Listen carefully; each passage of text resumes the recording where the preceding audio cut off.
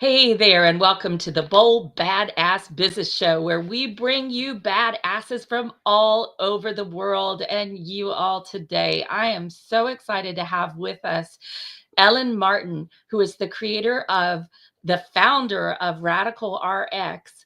And Ellen is a metastatic, did I say that right? Metastatic breast cancer survivor. She has been in the online internet marketing realm for a long time, and she is a digital pioneer and I love this wording, unapologetic outlier. I'm really thrilled that she's here with us today, and we're going to be talking about the Phoenix Within, 4 secrets to rise in your business and life. So I want to just welcome you to the show, Ellen. So thrilled that you're here. And I met Ellen on the new media, formerly known as the Podcasters Cruise. So good to have you. I'm so happy to be here, Barnsley. I'm looking forward to this. We're going to have a ball. I have no doubt about that, and bring some incredible information that's going to change everyone's lives. And that's what we're about here on the Bold Badass Business Show. It's about bringing the work of incredible people, amazing people doing phenomenal work in the world, and you're one of them. So I want to ask you, because I know when everybody hears the C word, the C word, there's a big wake up call that happens. And I know that you were already on your purpose before you got your diagnosis. But how did that moment of the diagnosis impact you in your business? Well, it's interesting because I had what I call my change or die moment somewhere around March, April timeframe in 2018. And as soon as I said out loud, if I don't change, I'm going to die. Mm. I joke that my God named Sue, Spirit, Universe, Elohim. Sue said, so here you go. Have some cancer. You're ready. And so that's when the whole thing really kind of started. I had been working on my health and all kinds of stuff. And all of a sudden then I say that. And then within 3 or 4 weeks, I found a lump. And it really caused me to refocus on what was important in my life and cleaning up all the crap from my diet and just doing everything I could to get healthy and survive the thing. So Incredible. And so a moment of realization of if I don't change, I'll die. And these, kind of come to Jesus moments, woo, pretty darn incredible. I had one years ago in my marriage, and I remember that moment. If I don't get out, I'm going to die. I remember thinking that. I don't know if I said it aloud as you did, but I remember thinking that.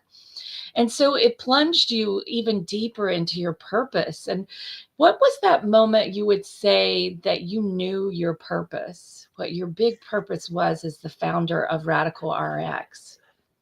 So Radical RX actually started out as my own personal protocol. I would do things that people would be like, that's crazy. What are you doing?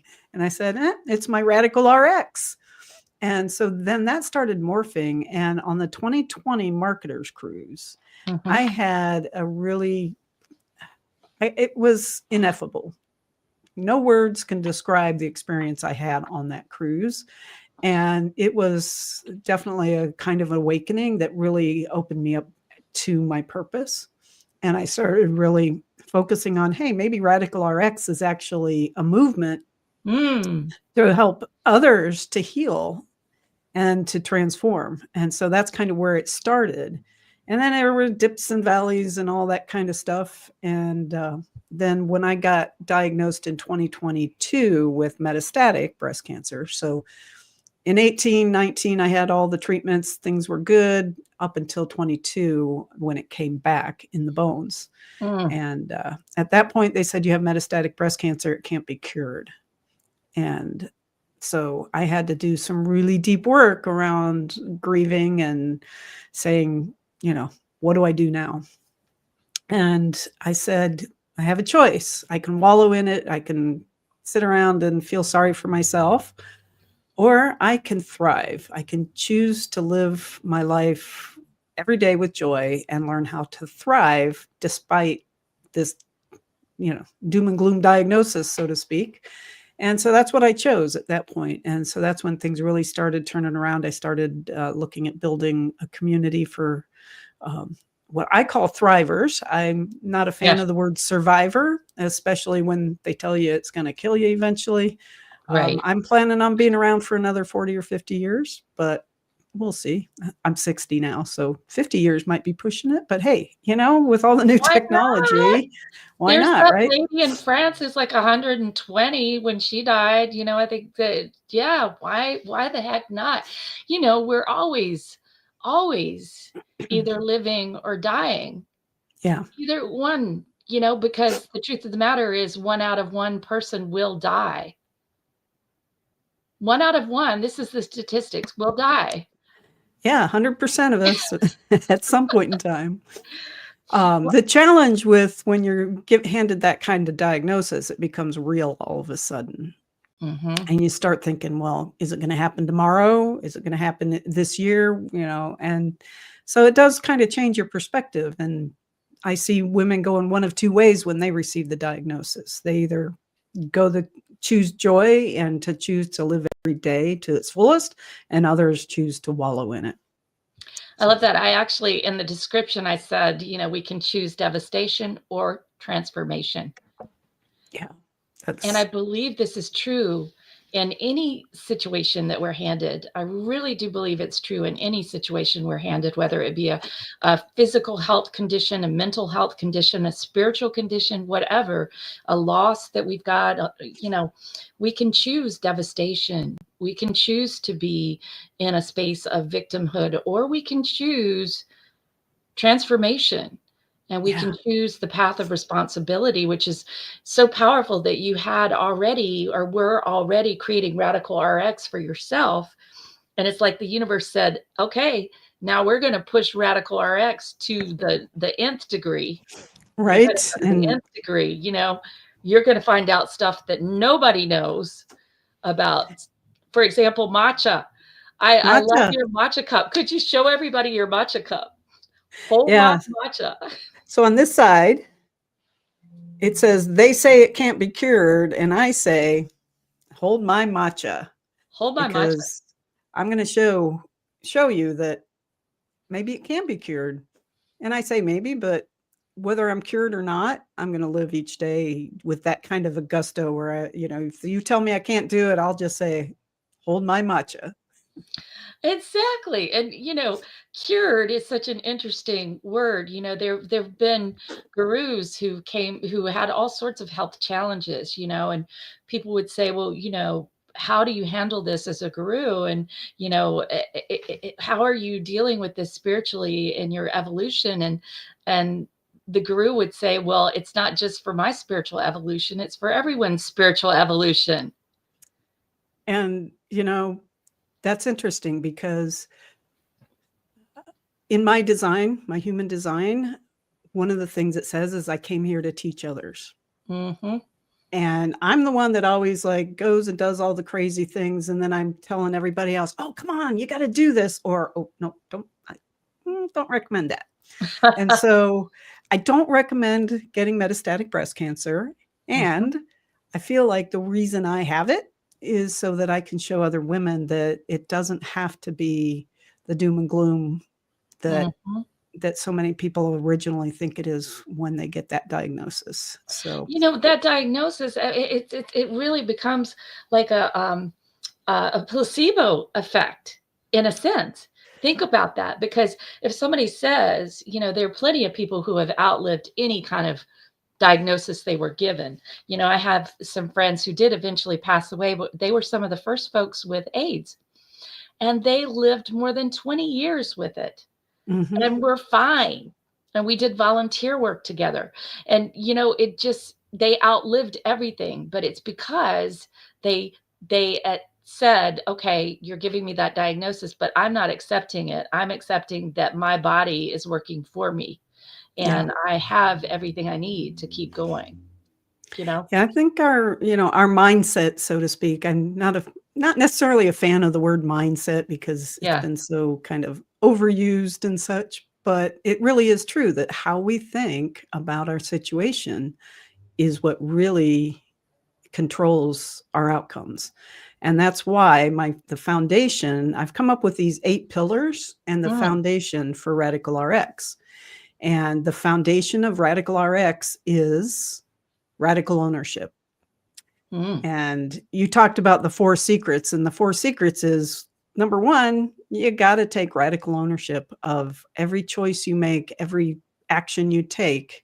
You have to take ownership, because if you say, oh, they did this to me, versus, yeah, I have metastatic breast cancer. What are the things that I did that got me here? And I'm not calling it shame or blame, because with radical ownership, there's no shame, no blame. Right. But I did things that affected my health. Too much alcohol, for one. I was obese. When I had my change or die moment, I was almost 250 pounds. Oh, wow. And the first thing I did was started to lose weight, which is part of the reason the cancer showed up. It probably was a itty bitty, teeny weeny little lump. But when I started to lose the weight and all the toxins got released from my fat and all the excess estrogen that was in the fat, just the cancer tumor went, yum, yum, yum, yum, yum, and it grew really fast. So, I didn't know any better than if I had known what I know now, I would have done stuff to detox my body as I lost that weight, and probably would have had a better outcome. And, that's one of the things I can teach women now and help them to know, if you are obese and you don't have cancer, might be good when do you start losing weight to look into what are the detox pathways. Because I've seen that in others where they started losing weight and all of a sudden cancer showed up and they wonder why. So powerful. And, the thing about what you mentioned with mindset is that we can get in a place of shaming people, right? If you'd had a different mindset, or if you just eaten more vegetables, doesn't only affect mindset, but, we can get in that space. And sometimes I think in New Thought, for instance, there's that tendency to have ownership mean, well, you should have done it this way, or, if you hadn't done it this way, everything would be okay. But you know what? There's so many contributing factors. And one thing I've noticed, Ellen, is that so many women get breast cancer, and the lungs in Chinese medicine have to do with grief. So think about it. You mentioned the word grief earlier. And the lungs, well, right there where our breasts are. And also there's such an incidence of thyroid cancer and hypo and hyperthyroidism in women. And that, again, think about it. All of that is right around the lungs, our thyroid gland. So it makes sense to me. I think women are carrying a lot of burdens. We're carrying the emotional burdens for our society in a way that I don't think men do. What do you think about that? Well, that's funny that you say that, because number 2 on my list, radical release. And you have to release the things that don't serve you. And there's, first you have to take ownership, and then you release the things that don't serve you, that you have no control over, etc., and quit trying to carry the burdens of the world on your own shoulders. And radical release is not I did my radical release, I'm done now. It's an ongoing thing. Not a one and done, darn. Kind of comes in waves too. Like I've, over the past, even in 2020, after the marketer's cruise, when I had that, awakening experience, so to speak, afterwards, I started just doing a lot of work where all of a sudden all these childhood memories were coming up, and I had to, I didn't relive them, but I was remembering things, and I was like, okay, that happened. I can release it now and not have it weighing me down. And so I went through a lot of that over time. And even to this day, it's like at least once a week, I'm releasing something or other. And so that's why radical release is number 2 on my list, is because it's so important to be able to release it. And And life keeps releasing. lifing, always. Life Yeah. keeps giving us more. We don't get to a point where suddenly we can say, "Oh, hey, I've got it all together. Woohoo!" Yep. We don't. Instead, we keep getting the situations that are stressful. Maybe the toxic people come in, some leave, some come back in a different form. And we really have to be vigilant. That word vigilance is what I'm thinking about. So I'm wondering about some of your release stories. What are some of the things that you released? Can you tell us a few stories that of things, stuff, or habits, or Um, ideas that you released that yeah, I don't know if I want to go into all the details, but I had a lot of childhood trauma of different sorts. well, I was And sexually abused, so let's just say it. Let's speak it if you well, feel comfortable. my problem is I don't remember the details, most of it. Mm, yeah, I just have a sense that things happened. There are some other things that did happen, and the perpetrators, so to speak, I've forgiven them because radical forgiveness is another important piece my of my pillars. Um, and doesn't mean that I think it's okay, but mm-mm. you have to. I believe you have to forgive. That's part of that letting go. Because if you don't forgive, you're holding on tight to something that you can't change. You can't change the person, you can't change the outcomes, you can only change how you view it. And so, um, You know what? there's What you're saying, I think, is very powerful because, when we have experienced abuse, and it doesn't have to be necessarily sexual abuse. It could be, violence, whatever kind of violence it is. The body holds it. There's this wonderful book, The Body Keeps the Score, right? yes. And the body holds it. And so sometimes the only thing, because the conscious mind is just going to dissociate, if it was my father who was doing the abuse, and possibly also my brother, I'm not sure about that, but I know he was being abused and he might have been abusing me. Sibling incest is really something that most people don't like to talk about, but it's very frequent. um, so just having that capacity now to just speak these things, I've done a lot of healing. And so I'm able to speak about it. But holding that in your body um, is enough. That's enough memory as I see it. We Yeah. don't have to go back to the exact moment, though I did have my own exact moment. One moment I remembered, and then everything kind of clicked into to place, like all the puzzle pieces that had been a little bit over here, a little bit over there. Oh, Yeah. y'all can see my notes to myself over here. Hey, my memory is so bad, I had to write out all my talking points, but This is my favorite. My left hand is my favorite notepad, and there you I go. it's erasable, and then I can use it all over again, and I never have to kill a tree. So right, it's the best thing.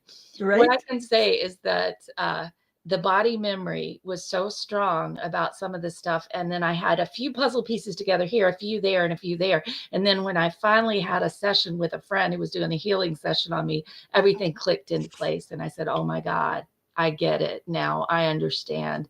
And all of these little snippets I had, it's almost like watching tiny little frames out of a long movie. Yeah. Suddenly I could string enough together to say, "Oh, yeah, this happened." And the thing is, when we say something like I was abused, so many people are like, "Oh, I'm so sorry to hear that." Well, no, it was part of my life journey. And you know what, Ellen? It made me incredibly intuitive. It made me able to understand what's going on with people before they ever say the words. They don't even have to say the words. I can feel it because I had to constantly monitor to try to ensure my own safety. So think about this, the skills that Yeah. come to us. I just want to say that to everyone, out of devastation, what could be perceived as devastation, a diagnosis or a remembrance of terrible abuse or whatever it is, a loss, a big loss, the end of a marriage or whatever, out of this devastation, we do have this choice.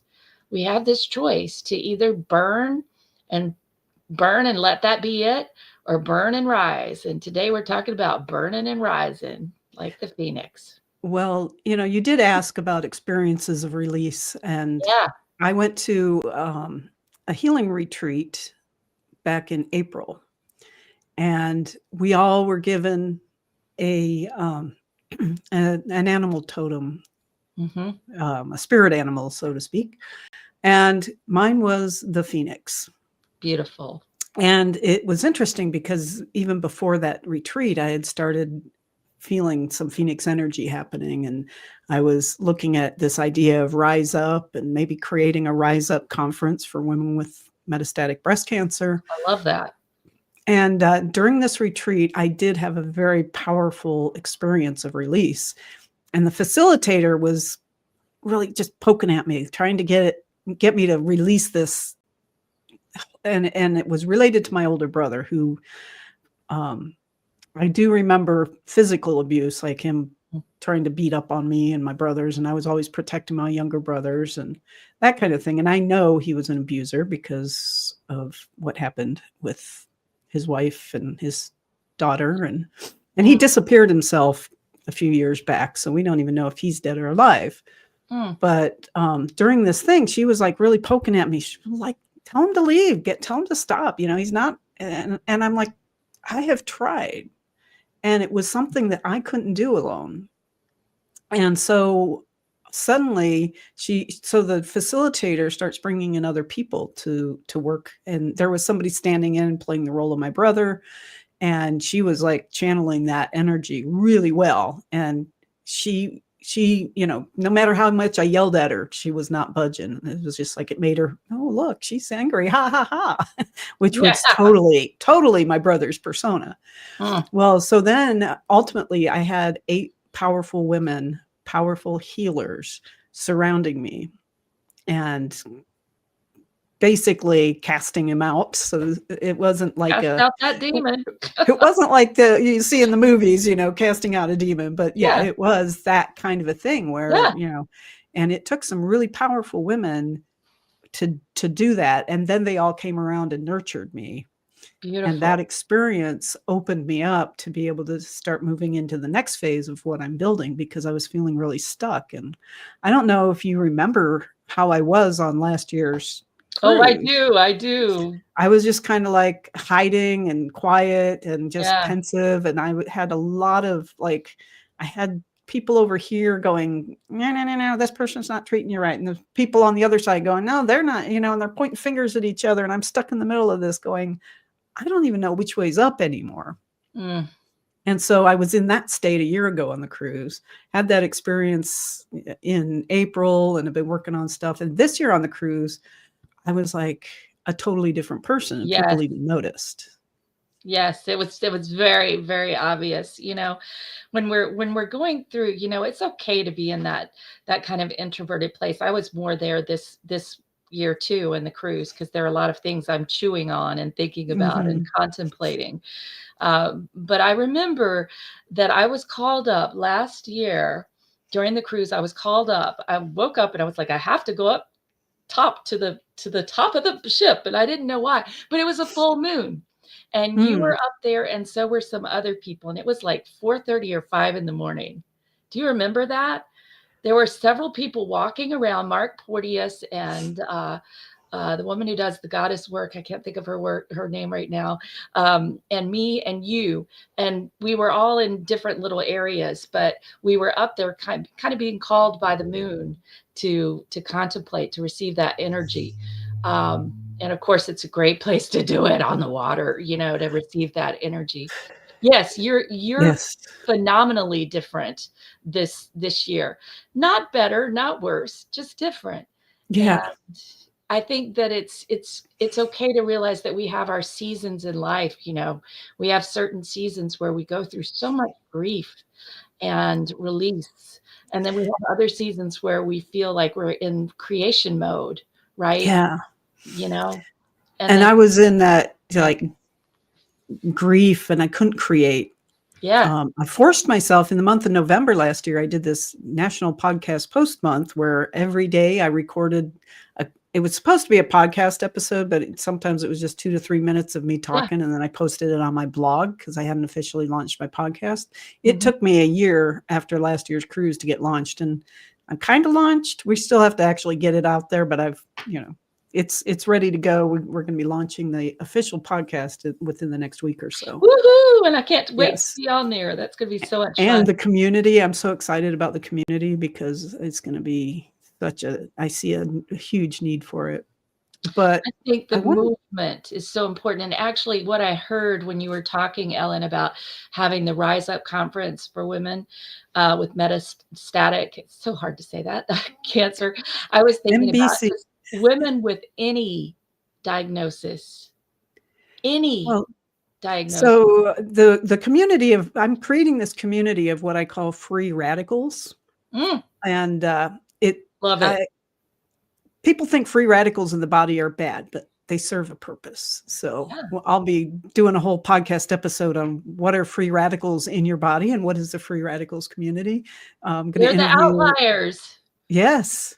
Who strengthen the other parts of us, Yeah. So, but the community is open to anybody. It's not just for women with metastatic or even early stage breast cancer, but as a marketer, if you're in business, you got to have an audience, and you can't just say everybody in the world is my audience. Right. Yeah. So due to my own experience, I'm starting with creating the spaces for the women with breast cancer, and even more specifically with metastatic breast cancer. And at the same time, as people come in that want to facilitate other types of communities, like people that might want to do something for men with prostate cancer. I want to have other healers to come in and facilitate different forums so that people can learn and grow and heal within this environment. Beautiful. So important to have community. I love the word community because to commune together, right? To come together and form a collective is so powerful. And when you were talking about those women sending away your brother's energy, one of the things that happens with anything like this is that we feel like we can't protect ourselves. So whether it's abuse or it's a diagnosis, it's like, oh my God, I can't protect myself. And I think that's why it's so very powerful to have a collective that says, yes, you can. We're here with you. We stand with you. And you just said the key for that experience was, for the first time in my life, I felt so protected. And that's how the release was able to happen, because I felt protected finally. And safe. Yeah.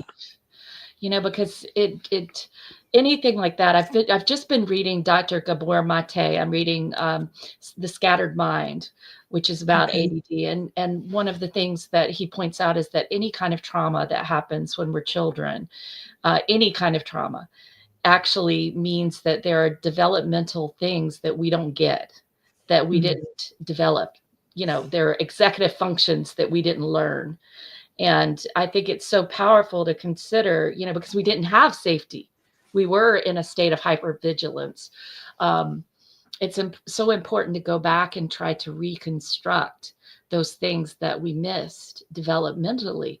When I was going to adopt a child, actually, Ellen, and this happened right before I found out I was pregnant. So then, I was going on with the biological childhood, having a child biologically.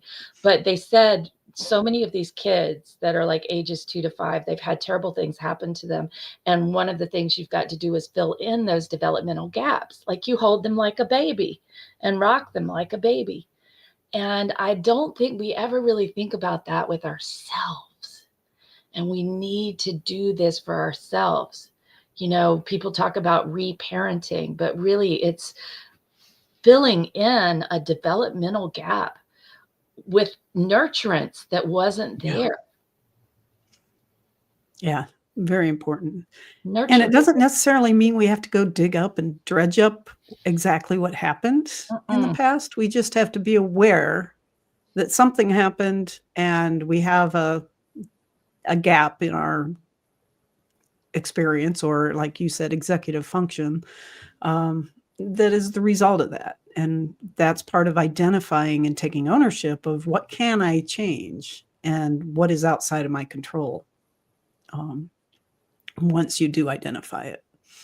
Yeah, and how can I allow myself and create safety for myself so that I can feel my grief and feel my sadness, feel my vulnerability, my Yes. humanity, but it must be done with the utmost care. And, in a healing environment, for instance, is one way, with really reputable people is a great way to do it, like you Yeah. said.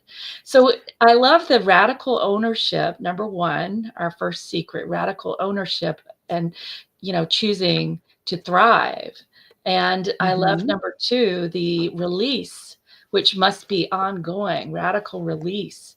So, what is number three of these four secrets to rise in your business and life? So number 3, I've got to check my notes so I'll remember here, is the radical refresh. And Mm, you have a rebirth through renewal. And so that rising, it actually begins with just little small resets.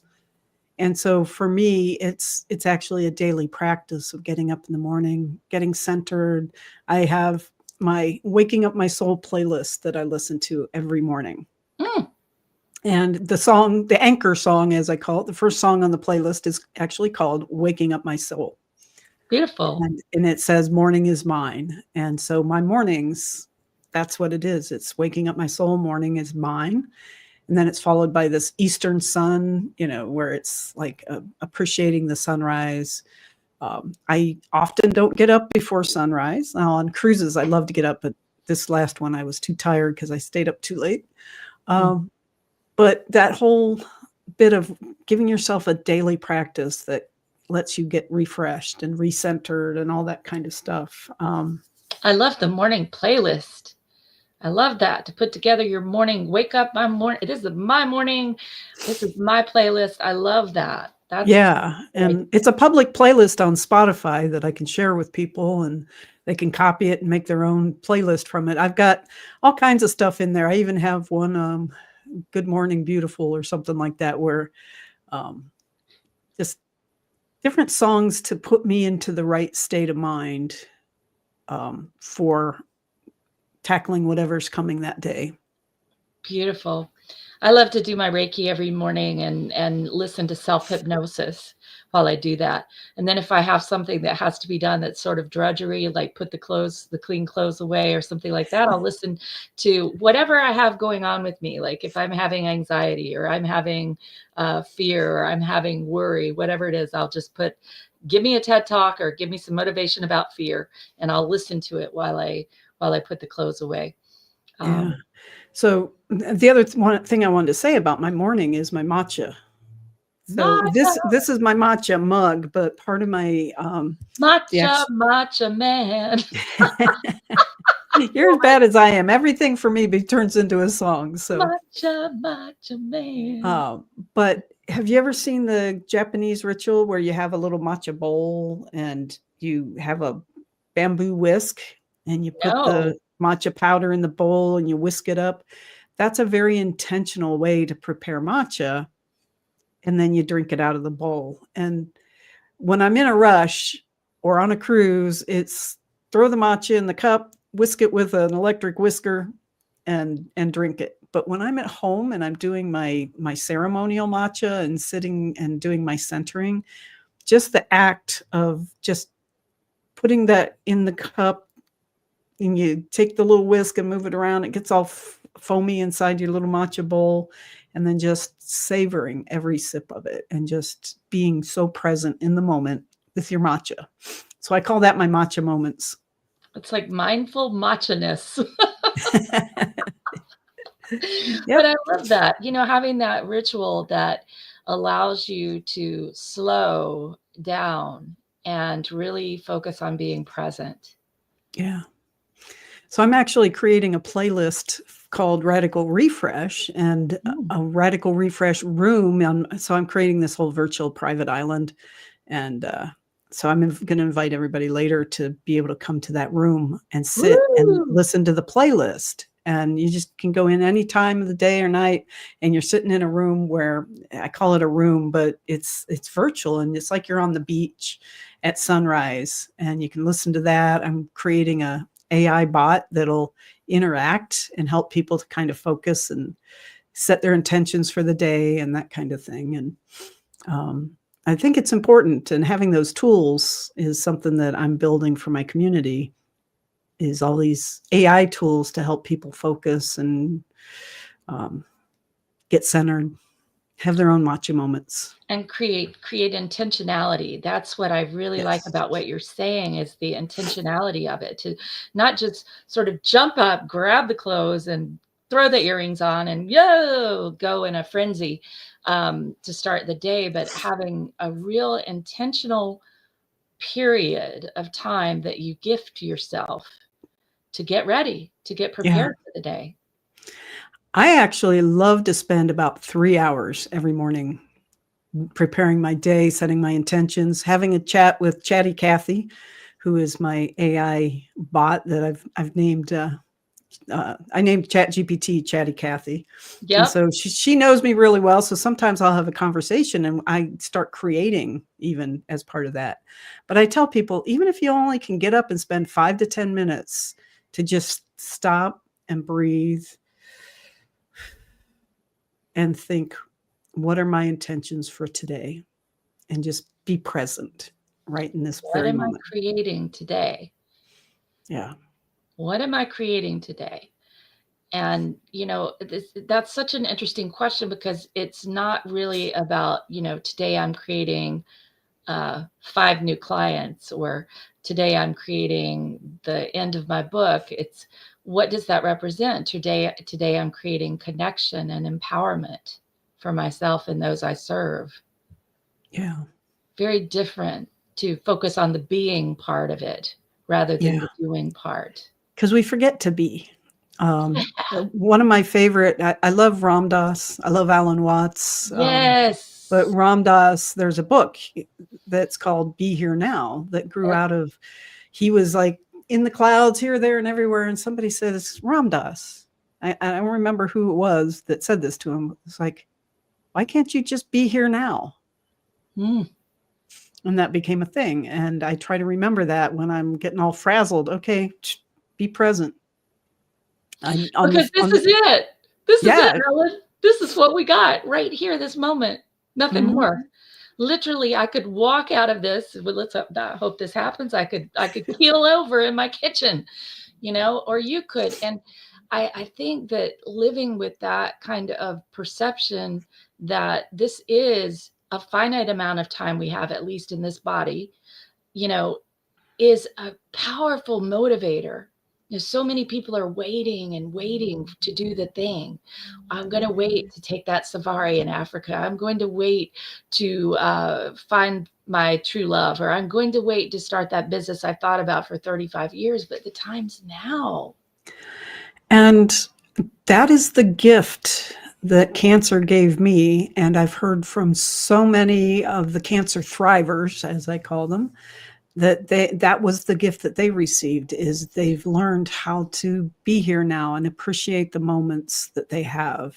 Even appreciating, when things are hard, it's like I can go, oh yeah, I'm learning from this, I'm growing. And so important. So I'm owning it, I'm releasing, I'm refreshing. Those are our first 3. And our 4th secret to rise in our business and lives. What on earth is the 4th secret? I can't wait for this one. Did you save the best for last? Well, it's radical courage. Mm.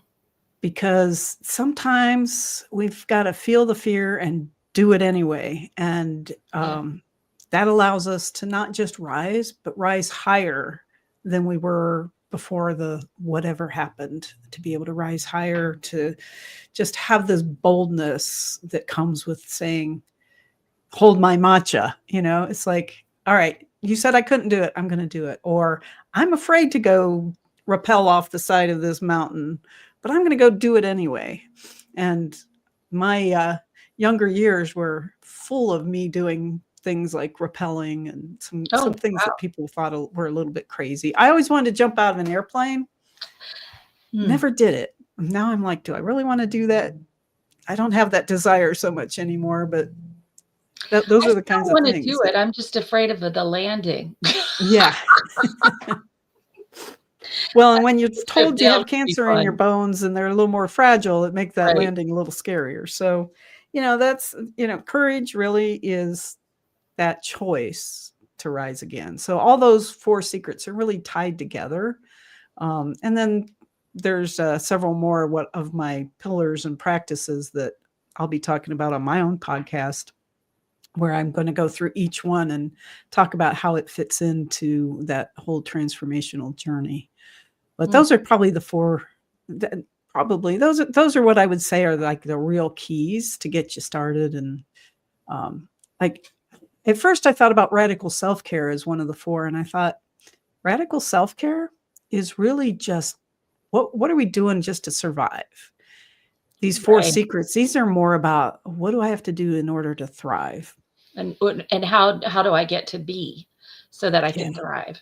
You know, Yes. how do I get to be? I get to be in a state of refreshment. I get to be in a state of owning and owning my life and accountability for my life. I get to be in a state of courage.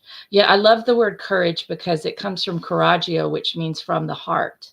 Hmm. And, I have this thing I like to say, Ellen, you haven't heard me say this, but, we can say that I experienced heartbreak, or we can say my heart broke open, right? Hmm.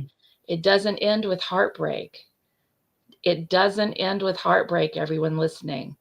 The heartbreak is just one step, and then there's the heart breaking open. And that may break open into a new career for you, a new path, a new movement you created, like Ellen created RadicalRx, this movement that's helping so many people and going to help so many people in the future. You're going to be experiencing heartbreak in life. And the thing is to not let that be where you say to yourself, I'm broken. It's over. Because Yeah. it ain't over. Right. Not as long as we're here. It's not over. There's more for us to do. There's a reason we're here. I believe that with all my heart. What do you think, Ellen? I had a moment where I Absolutely. almost died. Yeah. Yeah. And even the things I've experienced that were rough, the abuse that I experienced from my brother and others, I look at that as maybe we actually got together before we came in and said, hey, we're going to do this thing Mhm. so that we can all grow. And it was interesting because I look at life as a game. And so on the cruise, when they were talking about the game, I was like really resonating with that, because when you start going, oh, it's all about learning and growing. And I hate the saying, what doesn't kill you make you stronger, but it's true Mhm. most of the time. Most of the time. And to realize, it is a game, and what's the game I'm playing? I was just saying to a client of mine, because she was saying, well, I'm just breaking even. And I said, wait a second. Oh, I'm going to call you on that right now. You're playing an entirely different game than the employee, because the employee has sold their time freedom. They've sold time for money. They're doing something that they don't care that much about. They're doing it for somebody else, for somebody else's vision. So Yeah. there's no choice in that. They're going to work and thrilled when work ends. So then they can have their life. But you see, you're as an entrepreneur, and this is true for everybody here who's an entrepreneur or aspiring to be one, your choices is every day in being an entrepreneur. You're making a choice to get up and have that courage to make the sales, to share, to market, to promote what you have that can change people's lives. And that choice point is always there. Our game is based on choice, and our game is on the right tax write-offs, right? So that we can do what we do. It doesn't matter if you're just breaking even on paper, because you'd be doing those things that you enjoy that are your tax write-offs anyway. You know what I'm Yeah. saying? So it's such a different game for the employee who's has no choice literally until they leave work.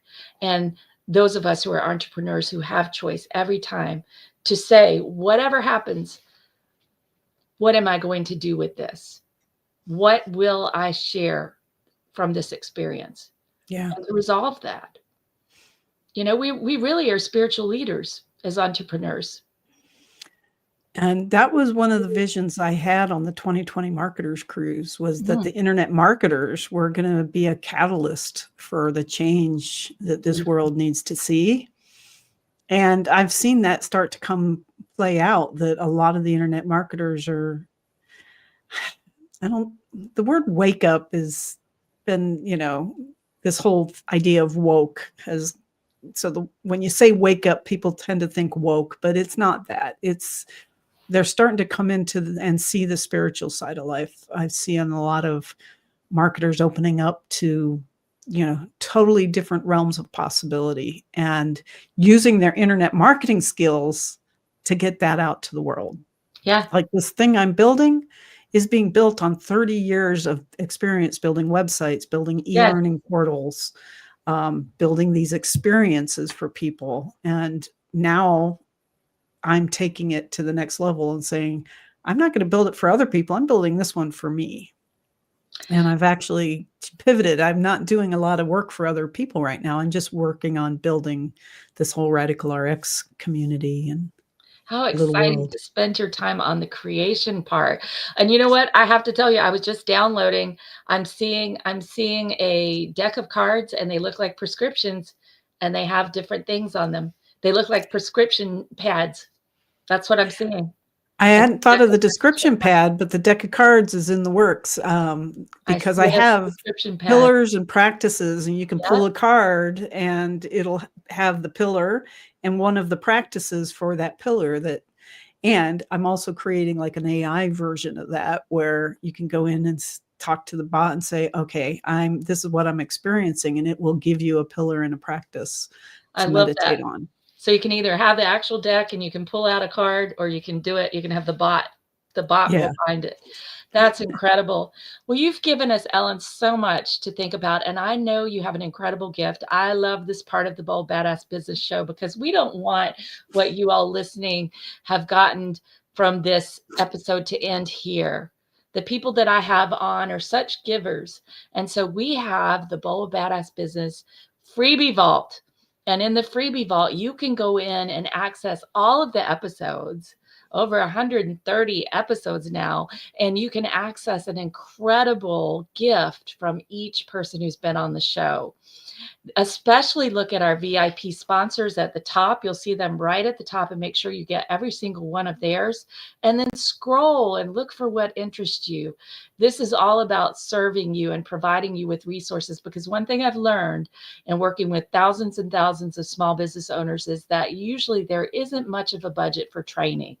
And so that's one of the reasons I've got this show, is it's like a way to have conversational, fun training, and also to have gifts that you can use for training as well. So here's the link, you all, to go into the vault. And then, Ellen, we're going to have you tell them what you're putting in there. The suspense is building. So here you go, bit.ly/free from Dr. B, DRB. That's what you all are going to put in. bit.ly/free from DRB, Dr. B. And in there, you'll find all the episodes and all the gifts. So, Ellen, what are you adding to the vault? Drum roll. So I created a Radical Refresh Room. I mentioned it earlier. And there's this really cool platform called Go Brunch, where you can create virtual spaces where people can come in. They can be on camera and video. You can embed things. So I've started building this. I'm calling it the Radical Refresh Experience. And it's a self-led experience, but there's the bot there to help guide you. And at some point, I will probably even turn it into an experience where people can come together in small groups of 8 and experience it together. But it's all about Radical Refresh. All you have to do is sign up. You'll get an email with a link, and you'll even see it once you've signed up with your name and email address. It will give you the link to go log right into there, and you can turn on the playlist. And full disclosure, right now the bot's not quite done, so it's not embedded, but you can go in, you can just relax in this beautiful, it's like you're sitting on the beach. Oh, I love that. And you can listen to the music and play the music while you do your morning routine. Yeah. Or play the music while you're working. Fantastic. Have it in the background. I love this radical prescription, this radical refresh that you're giving us, Ellen. I think everybody should go and get that bit.ly/free from Dr. B, DRB. Go get it. So, Ellen, I would say to you that you have just given us so much food for thought today. And these 4 pillars that you've shared with us really are phenomenal.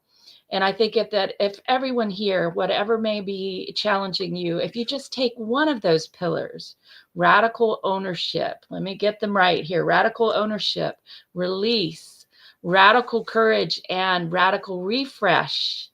If you take just one of those and apply it, you'll find that you're able to create a silver lining or even a platinum lining for whatever you're going through.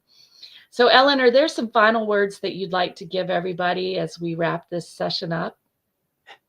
So, one of the things that I've noticed is that a lot of people forget to breathe. So, at the end of all my episodes, and when I'm talking to people, I say, "Oh, don't forget to breathe." So, everybody, just stop, take a deep breath, and breathe.